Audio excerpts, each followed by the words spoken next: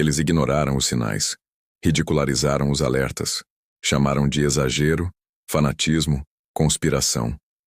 Mas enquanto o mundo mergulha cada vez mais no caos, uma antiga profecia escrita há mais de 2.500 anos começa a se cumprir, em silêncio, diante dos nossos olhos.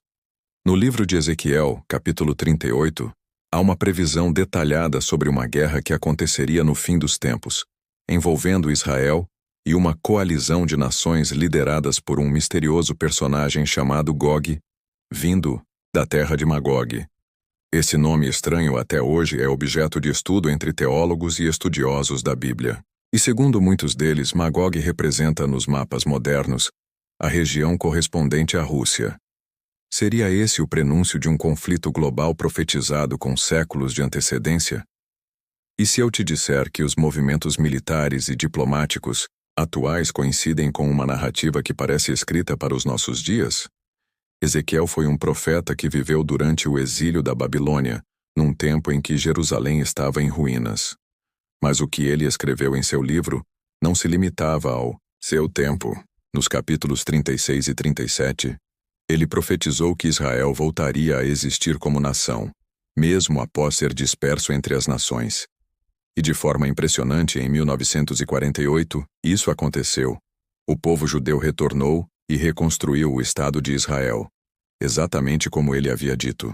Logo depois, no capítulo 38, Ezequiel descreve que no fim dos tempos viria um ataque repentino de várias nações contra esse Israel restaurado.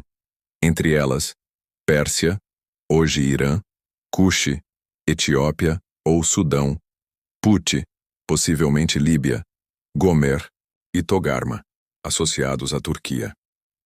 Todas essas nações hoje têm posturas políticas contrárias a Israel, e em comum estão alinhadas militarmente ou economicamente com a Rússia. Estamos, sem perceber, diante de uma formação exata daquilo que o profeta descreveu. O mais surpreendente é o detalhe com que a profecia é descrita. Ezequiel 38:8 diz que o ataque ocorreria quando Israel já estivesse reunido de muitas nações, vivendo em segurança. Apesar dos conflitos constantes, Israel hoje é uma potência militar com uma população vinda do mundo inteiro. Essa sensação de segurança é justamente o que precede a traição descrita na Bíblia. A profecia afirma que Gog viria como uma nuvem que cobre a terra, num ataque súbito e impiedoso que pegaria a todos de surpresa. E aqui começa o alerta. Em tempos recentes, a Rússia tem se aproximado do Irã e da Turquia em acordos de defesa e comércio. Israel, por sua vez, reforçou seus sistemas antimísseis e começou a se preparar para o que chama de ameaças, vindas do norte. A mesma direção geográfica mencionada por Ezequiel. Estaria o cenário global se alinhando para o cumprimento literal dessa profecia? Vamos mais fundo. A Bíblia diz que Deus colocaria anzóis nos queixos de Gog, levando-o ao confronto, como se uma força irresistível o puxasse para iniciar a guerra. Isso pode significar crises econômicas, instabilidade interna, necessidade de poder. Agora veja, a Rússia, nos últimos anos, tem enfrentado sanções econômicas, conflitos territoriais e instabilidade com a OTAN. Além disso, sua presença militar na Síria, país ao norte de Israel, dá acesso direto à região profetizada. Em paralelo, o Irã desenvolve armas nucleares e ameaça Israel abertamente. A Turquia, por sua vez, passou a se distanciar do Ocidente e buscar influência no Oriente Médio. Todos esses países já estão posicionados geopoliticamente como peças de um xadrez profético. A pergunta é: será que estamos vivendo o início daquilo que Ezequiel descreveu há milênios? Além disso, Ezequiel não foi o único a falar sobre esse tempo. No livro de Mateus, capítulo 24, Jesus alerta sobre guerras, rumores de guerras, terremotos, pestes e perseguições, como sinais do fim. No livro de Apocalipse, João fala sobre o surgimento de uma coalizão de reinos contra o povo de Deus. Daniel, por sua vez, sonha com impérios se levantando e caindo até o tempo do fim.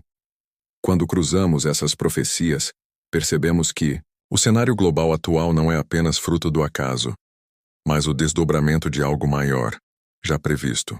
Um plano divino se revelando peça por peça.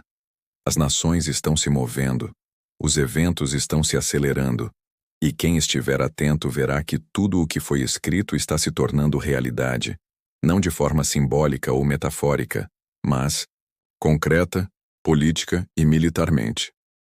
Mas há um ponto importante que muitos esquecem: o papel da tecnologia nesse tempo profético. Em outras profecias, como Apocalipse 13, fala-se de um sistema de controle global, em que ninguém poderá comprar ou vender sem uma marca. Muitos associam isso a tecnologias emergentes como chips, moedas digitais centralizadas e sistemas de reconhecimento facial. Em Ezequiel, apesar da linguagem arcaica como arcos e flechas, o contexto é de guerra total, o que pode muito bem ser entendido como o uso de armamento moderno, drones, inteligência artificial. Nunca antes na história tivemos tanta capacidade de controle e destruição instantânea. E nunca estivemos tão perto de colapsos financeiros, crises climáticas e instabilidade social global. Tudo isso encaixa no quebra-cabeça. Estamos vendo, talvez, a última fase de preparação para os eventos finais descritos por todos os profetas? Diante disso, a pergunta que fica é: você está espiritualmente desperto? Está preparado para o que vem pela frente? A profecia não tem como objetivo causar medo, mas sim despertar. Em Ezequiel 39, o próprio Deus diz que usará esse grande conflito para que as nações saibam que Ele é o Senhor. Isso significa que mesmo no caos haverá um propósito. Mas apenas os que estiverem com os olhos abertos entenderão os sinais. Jesus disse: quando virdes todas estas coisas, sabei que está próximo, às portas. Mateus 24:33. E os sinais estão aí. Profecias se cumprindo, alianças se formando, a história se alinhando com o plano profético.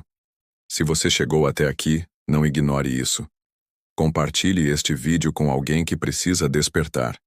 E prepare-se, porque, no próximo episódio, vamos revelar a verdade por trás da construção do terceiro templo e a ligação com a inteligência artificial. A profecia continua. E o tempo está se esgotando.